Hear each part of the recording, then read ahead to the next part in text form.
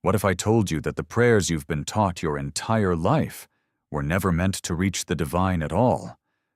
What if the very act of praying, the way you were instructed, was designed to keep you powerless, trapped in a cycle of begging, pleading, and dependency? The ancient Gnostic texts, hidden for nearly 2,000 years, reveal something that the established powers desperately wanted erased from history. Jesus didn't teach prayer as you know it. He taught something far more dangerous, far more powerful, something called the monad call. Right now, type in the comments, "I am the monad." And if this resonates with your soul, hit that like button, because what I'm about to reveal will fundamentally change how you connect with the divine forever. For centuries, we've been conditioned to bow our heads, close our eyes, and direct our prayers outward, to a distant God sitting on a throne somewhere beyond the clouds. We've been taught to ask, to beg, to surrender our power to external forces. But the Nag Hammadi texts, discovered in 1945 in the Egyptian desert, tell a radically different story. These forbidden gospels speak of the archons, parasitic entities that feed on human worship, fear, and subservience. They've constructed an elaborate system to harvest your spiritual energy, and traditional prayer is one of their most effective tools. The monad call is not a prayer. It's a recognition. It's a declaration. It's the ancient technique Jesus actually taught his closest disciples, a method of communing with the source that bypasses the archonic interference entirely. When you perform the monad call, you're not asking for anything. You're not pleading with anyone. You're remembering who you truly are, a fragment of the divine itself, temporarily experiencing separation. This is why the archons hate it. This is why it was systematically removed from mainstream teachings. Because when you discover this truth, you become ungovernable. You become spiritually sovereign. In this video, we're going to journey into the hidden wisdom that connects the monad call to the very fabric of reality itself. We'll explore what the ancient texts actually say, why this knowledge was suppressed, and most importantly, how you can use this technique starting today to reclaim your divine birthright. I'm ready and waiting for your command to understand the monad call. We must first descend into the forbidden libraries of early Christianity, those texts that were deemed too dangerous, too empowering, too truthful to be allowed into the hands of ordinary people. In December of 1945, an Egyptian farmer named Muhammad Ali al-Saman was digging near the town of Nag Hammadi when his shovel struck something hard. What he unearthed that day would shake the foundations of religious history: a sealed jar containing 13 leather-bound codices, 52 sacred texts that had been deliberately hidden in the 4th century. Among these texts were the Gospel of Thomas, the Gospel of Philip, and the Apocryphon of John, documents that paint a radically different picture of Jesus' teachings than what survived in the canonical Bible. These weren't the writings of heretics or madmen. They were the sacred scriptures of the early Gnostic Christians, communities who claimed to possess the secret teachings Jesus gave only to his inner circle. And at the heart of these teachings was a cosmology that explained why the world feels so profoundly wrong, so deeply disconnected from true divinity. The Gnostics spoke of the monad, the ultimate source, the supreme being, the undifferentiated unity from which all consciousness emerges. The monad is not a God who judges, demands worship, or requires sacrifice. The monad simply is, pure existence, pure awareness, beyond duality, beyond form. From the monad emanated divine beings called aeons, perfect expressions of various aspects of the divine. This was the pleroma, the fullness of light and truth, where all souls originally dwelled in perfect harmony. But then came the catastrophe. According to the secret book of John, one of the aeons, Sophia, whose name means wisdom, made a tragic error. In her desire to create, she produced an offspring without her divine counterpart. What emerged was a deformed, ignorant entity the texts call Yaldabaoth, the demiurge, the false god. Yaldabaoth was born blind to the true divine realm above him. In his ignorance and arrogance, he declared, "I am God, and there is no other God beside me."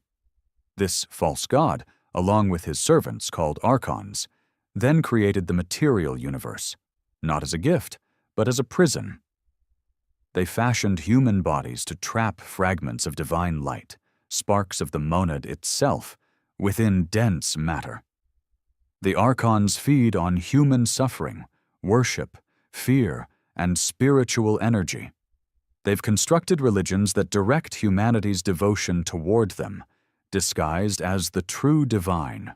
Traditional prayer, with its posture of subservience and external supplication, was designed by the archonic system to keep you in a state of spiritual infancy, forever dependent, forever powerless. Jesus, according to these texts, was not the son of Yaldabaoth. He was an emissary from the Pleroma itself, sent to awaken humanity to their true nature. His mission was to teach the path back to the monad, not through worship of external gods, but through recognition of the divine spark within. The Gospel of Thomas records Jesus saying, "The kingdom of heaven is inside of you, and it is outside of you. When you come to know yourselves, then you will become known, and you will realize that you are the sons of the living Father." This is the knowledge that was systematically destroyed. When the Roman Empire adopted Christianity in the 4th century under Constantine, a standardized version of the faith was established. Texts that emphasized direct personal gnosis, direct knowing of the divine, were labeled heretical. The Gnostic communities were persecuted, their books burned, their wisdom driven underground. Why? Because a population that knows its own divinity cannot be controlled. A people who communicate directly with the source have no need for intermediary priests, elaborate hierarchies, or institutional authority. The monad call represents the survival of this forbidden practice, a technique for bypassing the archonic interference and connecting directly with your divine origin. It's not found in mainstream scripture because it was deliberately excised, but fragments remain, hidden in plain sight for those with eyes to see and ears to hear. Now we arrive at the heart of the mystery. What exactly is the monad call, and how does it differ so fundamentally from everything you've been taught about spiritual practice? To understand this, we must first dismantle the architecture of conventional prayer and see it for what it truly is: a transaction based on separation. When you pray in the traditional sense, you assume a position. You place yourself below, and you place God above. You are the supplicant, the beggar, the one in need. God is the provider, the judge, the distant authority who may or may not grant your request. This entire framework is built on duality, the belief that you and the divine are fundamentally separate entities. You speak into the void, hoping someone is listening. You ask for things, you confess sins, you express gratitude for blessings received. All of this reinforces a single, devastating lie: that you are incomplete, powerless, and dependent on external divine intervention. The archons have perfected this system over millennia. Every time you pray with fear, with neediness, with that feeling of spiritual smallness, you generate a specific frequency of energy. The ancient texts describe the archons as beings who cannot create their own life force. They must harvest it from those who possess the divine spark.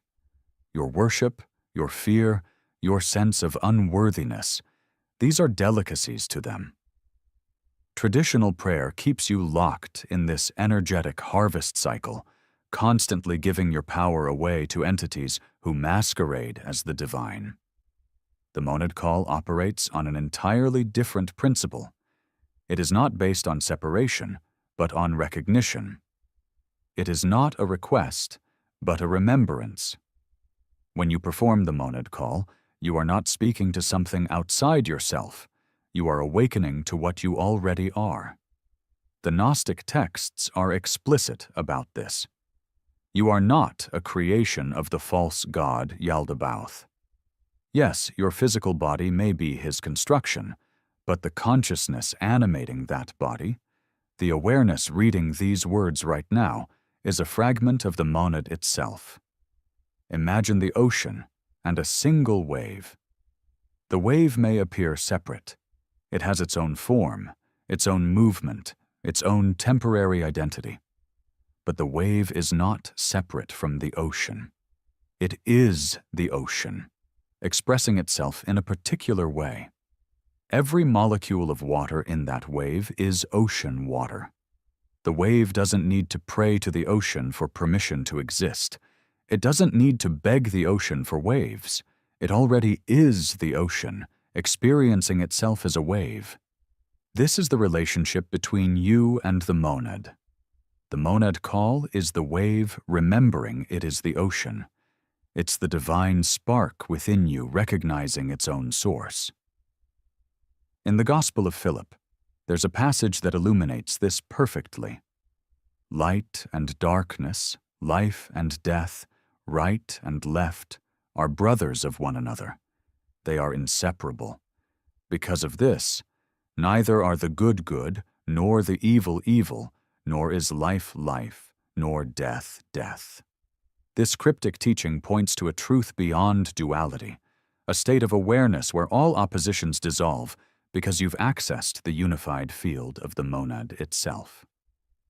When Jesus taught this practice to his inner circle, he wasn't giving them words to recite or rituals to perform. He was transmitting a state of consciousness. The Apocryphon of John describes how the Savior appeared to John and said, "I am the one who is with you always. I am the Father, I am the Mother, I am the Son." This is not the statement of an external deity. It's the voice of the monad speaking through the awakened consciousness of the Christ, revealing that all apparent divisions are illusions. The monad call, then, is not a technique in the conventional sense. It's more like a tuning fork that brings your consciousness into resonance with your true frequency. Think of it like a radio. Your normal waking consciousness is tuned to the station of the material world, the frequency that the archons broadcast on. This station is filled with messages of limitation, separation, fear, and lack. Prayer, as traditionally taught, is like calling into a radio talk show on that same station, still operating within their broadcast range. The monad call is the act of changing the frequency entirely. You're not calling into their station. You're tuning into the original broadcast from the source itself. And here's what the archons desperately don't want you to know. They cannot operate on that frequency. The monad exists at a vibrational level that predates their existence, that transcends their realm of influence. When you successfully perform the monad call, you become temporarily invisible to the archonic system. You slip through the bars of the prison because you've remembered you were never truly imprisoned. You only believed you were. The Gospel of Thomas contains perhaps the clearest instruction on this practice, though it's encoded in symbolic language. Jesus says, "When you make the two into one, and when you make the inner like the outer, and the outer like the inner, and the upper like the lower, and when you make male and female into a single one, so that the male will not be male, nor the female be female, then you will enter the kingdom." This is the essence of the monad call, the dissolution of all dualities, all separations, all distinctions between self and source. But there's a deeper layer to this mystery, one that reveals why the monad call is not merely a spiritual practice, but an act of cosmic rebellion. The archons don't just feed on your energy, they've constructed an elaborate maze of spiritual deception to ensure you never find the exit. Understanding this maze is crucial to grasping why the monad call threatens their entire system of control. The Gnostic texts describe something called the Hymarmene, the cosmic fate or destiny imposed by the archons. They've woven a web of causality, of karmic debt, of sins requiring redemption, of spiritual hierarchies you must climb. Every religion that teaches you must earn your way to heaven, that you must prove your worthiness, that you need an intermediary to reach God. These are archonic constructs. They keep you running on a hamster wheel of spiritual striving, always reaching but never arriving, always seeking but never finding. Traditional prayer fits perfectly into this system. It reinforces the narrative that you are fallen, broken, sinful, and separate. It teaches you to externalize your power by constantly seeking approval, forgiveness, or intervention from above. Even prayers of gratitude, while seemingly positive, can keep you locked in the paradigm of receiver and giver, servant and master. The archons have even infiltrated the highest teachings of various traditions, subtly corrupting practices that were originally liberating. The monad call bypasses all of this because it operates from a completely different assumption about reality. It begins with what the Gnostics called gnosis, direct, experiential knowledge of the divine within. Not belief, not faith, not hope, but knowing. When you truly know something, you don't pray about it. You don't ask for confirmation. You simply recognize what is. Consider how this plays out in the hidden teachings. In the Pistis Sophia, one of the most detailed Gnostic texts, there's an account of Jesus teaching his disciples a series of sacred utterances, not prayers in the conventional sense, but invocations that declare divine identity. These weren't requests made to the heavens. They were statements of cosmic fact. I am the light that illuminates the all. I am the voice that calls forth from the silence. These declarations don't ask permission. They claim inheritance. This is why the early church fathers were so terrified of Gnostic teachings. Irenaeus, writing in the 2nd century, railed against the Gnostics for their audacity in claiming direct knowledge of God without ecclesiastical authority. Tertullian condemned them for teaching that salvation comes through knowledge rather than faith and obedience.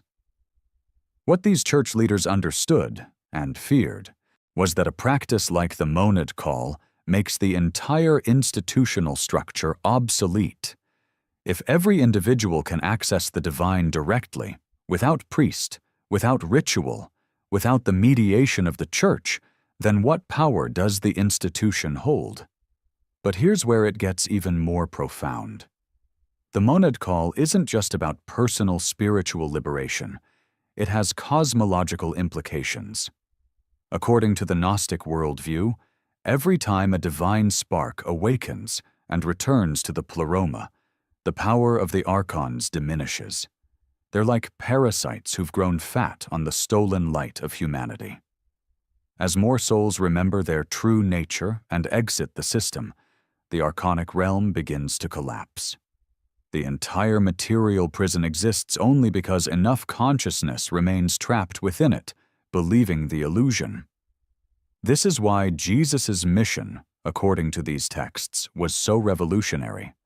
He wasn't offering a new religion or a better set of rules. He was initiating a mass awakening, teaching people to perform what we're calling the monad call, to remember, to recognize, to return. The crucifixion itself takes on new meaning in this context. The Gospel of Judas, another Nag Hammadi text, suggests that Jesus' death was not a sacrifice to appease an angry God, but a demonstration that consciousness transcends the physical body. Even death, the ultimate tool of archonic control, has no power over one who knows their true nature. Now, you might be wondering, if the monad call is so powerful, why isn't everyone doing it? Why has it remained hidden? The answer lies in the sophistication of the control system. The archons don't just operate through obvious evil or oppression, they're masters of counterfeit spirituality. They've created spiritual traditions that feel profound, that offer genuine experiences, but that ultimately keep you circling within their domain. They've learned to satisfy your hunger for meaning just enough that you don't search for the real nourishment. Even more cunningly, they've installed what could be called spiritual gatekeepers, thoughts and beliefs that trigger when you approach genuine liberation. Have you ever noticed that when you contemplate your own divinity, a voice immediately appears saying, "That's blasphemy," or "That's arrogant," or "Who do you think you are?" That's not your voice. That's an archonic implant, a thought form designed to keep you small. The monad call directly confronts these gatekeepers and dissolves them. There's also a crucial distinction to understand between the monad and the demiurge. Many people, when they pray, are actually connecting with Yaldabaoth, the false god who demands worship, who punishes and rewards, who is jealous and wrathful. The Old Testament God, with his commandments and his vengeance, bears all the characteristics the Gnostics attributed to the demiurge. He says, "I am the Lord thy God. Thou shalt have no other gods before me." The exact claim Yaldabaoth makes in the Gnostic texts, blind to the true divine realm above him. The monad, by contrast, never demands anything. The monad doesn't need your worship because the monad is you. It's like your hand worshiping your brain. The relationship doesn't work that way because they're part of the same system. When you perform the monad call, you're not reaching up to a separate entity. You're reaching inward and upward simultaneously to the field of consciousness from which you've never truly been separated. This understanding transforms everything. It means that every moment you felt the presence of something greater, every mystical experience, every flash of cosmic insight. These weren't gifts from an external God. They were moments when the veil thinned and you glimpsed your own true nature. The kingdom of heaven isn't somewhere you go, it's something you remember you've always been. Now we arrive at the most crucial question. How do you actually perform the monad call? How do you translate this ancient wisdom into a living practice that transforms your daily experience of reality? This is where the theoretical becomes tangible, where hidden knowledge becomes embodied power. What I'm about to share with you is a synthesis of the Gnostic texts, combined with techniques that have been preserved in esoteric lineages for 2,000 years. The first step is preparation, not of your environment, but of your consciousness. The monad call cannot be performed from the ordinary mind, the mind that's been conditioned by the archonic system. You must first create what the mystics call sacred space within yourself. Find a quiet place where you won't be disturbed. Sit comfortably, spine straight, hands resting gently. Close your eyes. But here's what's different from traditional prayer. You're not preparing to speak to someone else. You're preparing to remember who you are. Begin with the breath, but not in the way you might expect. The Gnostics understood breath as pneuma, the same word used for spirit. Each breath is the monad breathing itself through you. Breathe deeply and consciously, and with each inhalation, silently acknowledge, this is the breath of the monad. With each exhalation, this is the monad releasing itself. Do this for several minutes until you feel a shift, a subtle opening, a sense of expansion. You're tuning the radio, adjusting the frequency away from the material station. Now comes the crucial element that distinguishes the monad call from prayer: the shift in position. In prayer, you speak from the small self, the ego, the personality that believes it's separate.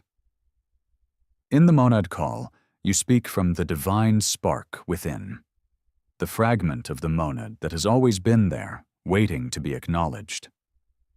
This isn't pretending or positive thinking.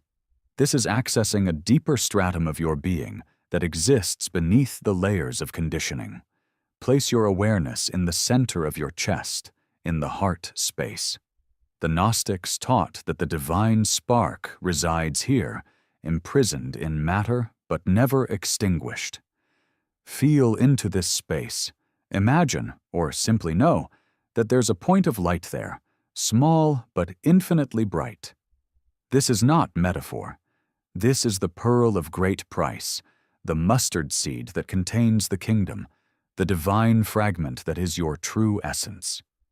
From this place of inner light, you're now going to make a declaration. Not a request, not a prayer, a statement of recognition. The exact words matter less than the consciousness from which they emerge, but here is a traditional formulation drawn from the Nag Hammadi texts. I am the light that illuminates all things. I am the All. The All came forth from me, and the All extends to me. I and the monad are one. There is no separation. There has never been separation. Speak these words, aloud or silently, but speak them as truth, not as aspiration. This is key. You're not saying, I want to be the light, or I hope to unite with the monad. You're declaring what is, what has always been, what can never not be. Feel the resonance of these words in your body. Let them vibrate through every cell. The archons cannot touch you in this state because you've shifted to a frequency they cannot perceive. As you continue, you may encounter resistance. That voice might appear. This is ridiculous. This is blasphemy. Who are you to claim divinity? When this happens, recognize it for what it is. An archonic defense mechanism. Don't fight it. Simply observe it and return to your declaration. Each time you do this, you weaken the gatekeeper program and strengthen your connection to the monad.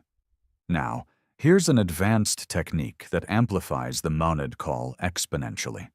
The Gnostics spoke of the bridal chamber, the mystical union of the fragmented self with its divine counterpart. In practical terms, this means consciously unifying all the dualities within yourself. As you rest in the awareness of your divine nature, begin to collapse the oppositions. I am both light and dark, both creator and created, both nothing and everything, both silence and sound. Hold these paradoxes in your consciousness simultaneously without trying to resolve them.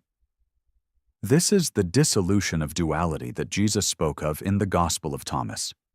You'll know the monad call is working when you experience what can only be described as a click, a sudden shift where something locks into place. Time may seem to stop. The boundary between inner and outer may blur. You might feel a profound sense of coming home, of remembering something you've always known but had forgotten. Some people experience waves of energy moving through their body. Others feel an overwhelming sense of peace or unconditional love. Whatever arises, don't grasp at it. Simply observe and allow. Practice this daily, even if only for 10 minutes. Consistency matters more than duration. Each time you perform the monad call, you're literally rewiring your consciousness, creating new neural pathways that bypass the archonic programming. You're training yourself to access this state more quickly and easily. Eventually, you'll be able to perform the monad call in the midst of daily life, while walking, working, or interacting with others. Here's a powerful way to integrate this into your everyday experience.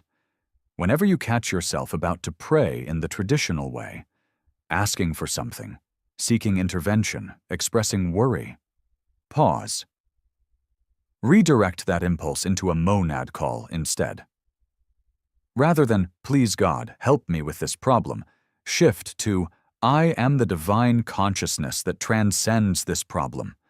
I am the monad experiencing itself through this situation. There is no separation between me and the solution, because I am the all." This single shift will transform your entire relationship with challenges and difficulties. One common obstacle people encounter is the fear that they're being arrogant or delusional. Let me address this directly. The ego claiming divinity is indeed delusion, but the divine spark recognizing itself is simply truth. The difference is in the quality of consciousness. The ego seeks divinity to feel special, superior, or powerful over others. The divine spark recognizes divinity in itself and in all beings simultaneously. If your monad call makes you feel better than anyone else, you're still operating from ego. True gnosis dissolves all such distinctions.